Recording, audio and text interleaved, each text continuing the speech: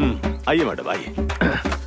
अरे इसे ठीक से रखना। अर्षा देखो मैडम आ रही है। अरे आ गए, देखो मैडम जी आ गए। चलो नमस्ते मैडम।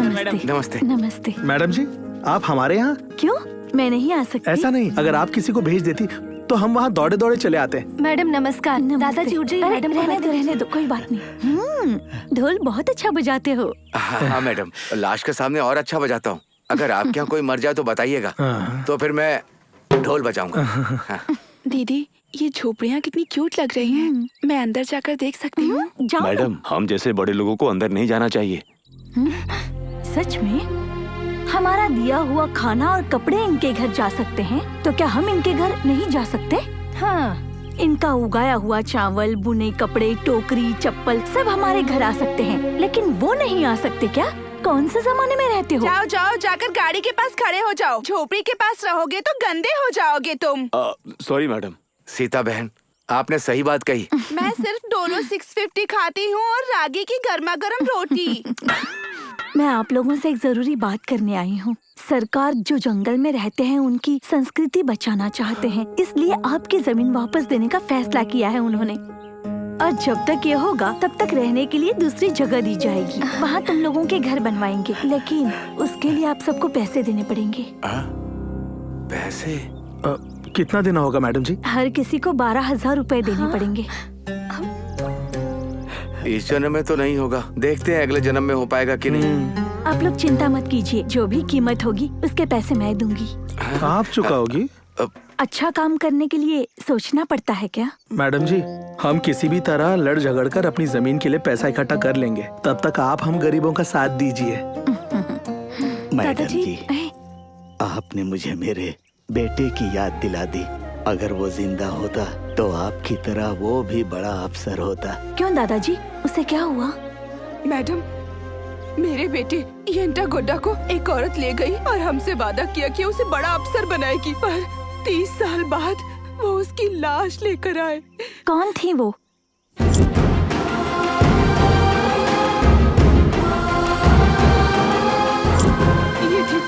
ये थी। इसने मेरे बेटे को मुझसे छीन लिया। मेरा बेटा बड़ा अफसर बनकर हमारी जिंदगी बदल देगा मैंने सोचा था, लेकिन हम लोग छोटी जाति के हैं, हमें यहीं रहना और यहीं मरना है। बड़े सपने देखने का अधिकार नहीं है। दीदी नीची जाति ऊंची जाति ये क्या होता है?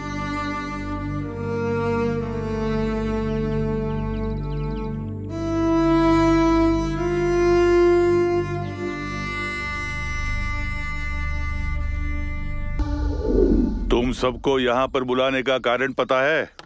मैं तुम्हें बिद्रुबुंडे की वो सारी जमीन वापस कर दूंगा जहाँ तुम सब लोग रहते थे। उसके लिए जमीन के सारे कागजात मैंने तैयार करके रख दिए हैं। सब लोग एक एक करके आना और बस अंगूठा लगा देना। शाम तक काम खत्म। पहले भी तहसीलदार मैडम ने यही कहा था कि हम 12,000 रुपए देंगे तो ये जमीन हमें मिलेगी। अरे सरकारी ऑफिसर भी ना सब बकवास करते हैं, काम कुछ भी नहीं करते। तुम्हें एक पैसा भी नहीं खर्चा करना है। ये सब क्या है? कुछ समझ में नहीं आ रहा। हाँ शांत रहो, मैं देखता हूँ। मामा पता नहीं क्यों मुझे अंगूठा लगाने का मन नहीं कर रहा। चाहे कुछ भी हो, पहले मैडम जी से बात कर लेते हैं। मैडम से बात कर लेंगे, पहले इन्हें इनका काम करने दो। सरकार क्या पागल हो गई है जो हम जैसे लोगों के लिए जमीन मुफ्त में बांटेंगी? अरे तुम लोग क्या खुसुर फुसुर कर रहे हो? हाँ जाकर कागज पर अंगूठा लगा दो। देखो कितना कचरा भर गया है, जाके साफ कर दो। ठीक है मालिक। कोई भी अंगूठा नहीं लगाएगा। आओ एक एक करके आओ। और क्या, कैसे जानेंगे? इतनी देर से खड़े रहकर क्या सोच रहे हो? कारी भाई जाओ जाओ, अंगूठे का निशान लगा दो एक एक करके। देखो नेता अगर आगे बढ़ेगा तो सभी आगे बढ़ेंगे।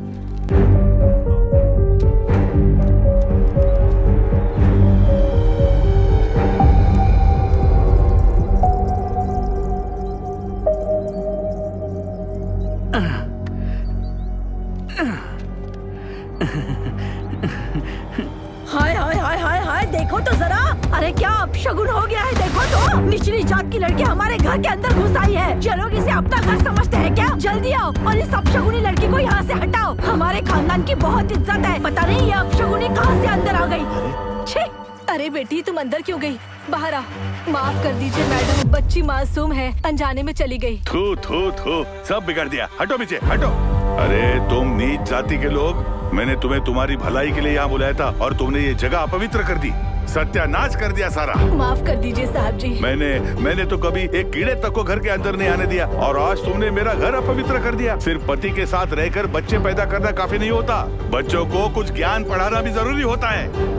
यहाँ पर कोई तमाशा चल रहा है क्या? जाकर चाबुक लेके आओ, मैं इन्हें इनकी औकात दिखाता हूँ। क्या कर रही है? अरे नहीं, गलत कर रहा है। बहुत मारूंगा, इसने मेरे घर को कलंकित कर दिया है। छोटी बच्ची है मालिक, उसकी गलती माफ कर दीजिए। मैं तुम्हें एक मच्छर की तरह कुचल दूंगा। कुचले जाने के लिए हम कोई बरसाती कीड़े नहीं है मालिक। माँ के कोख में रहते ही हम सब ने अंगार को निगला है और मैं उन्हें बुझाना भी जानता हूँ। नहीं, मत मारिए उन्हें। तुम लोग क्या देख रहे हो? वहाँ पर जाकर अंगूठा लगाओ। नहीं, उन्हें छोड़ दीजिए, मत मारिए। नहीं, मत मारिए। दादाजी, उन्हें मना कीजिए ना। दादाजी, उन्हें रोकिए ना दादाजी। उन्हें बचा लीजिए दादाजी। मत मारिए उन्हें।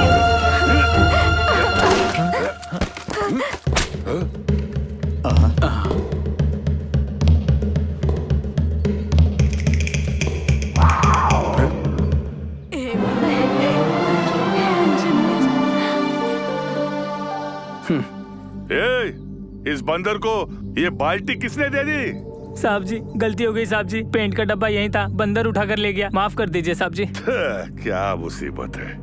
जरा सुनिए वकील साहब, इन कागजातों पर अंगूठी लिए जा सकते हैं? नहीं, ये तो खराब हो गए सर, इन्हें तैयार करने में कम से कम 2-3 दिन लग जाएंगे सर। ठीक है, जल्दी से तैयार कर दो। हाँ। आगे जो तूफान आएगा देखते जाओ।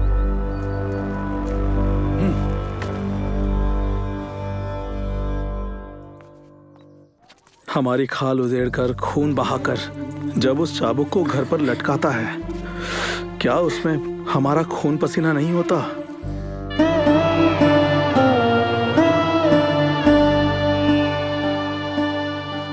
क्या तब उससे उनका घर गंदा नहीं होता होगा?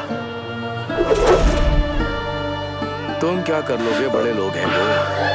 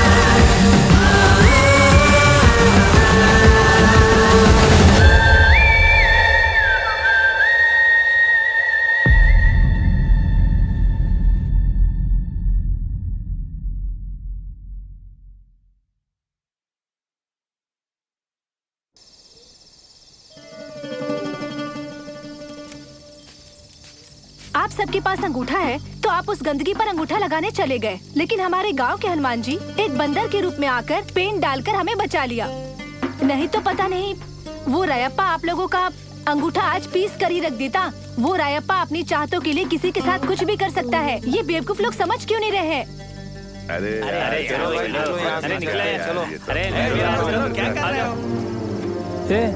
तुम लोग कहाँ जा रहे हो? देखो देखो, इतना सुनाने के बावजूद भी ये लोग ऐसे जा रहे हैं जैसे इनका कोई काम ही नहीं हो। इन्हें समझाने का कोई फायदा नहीं। हाँ।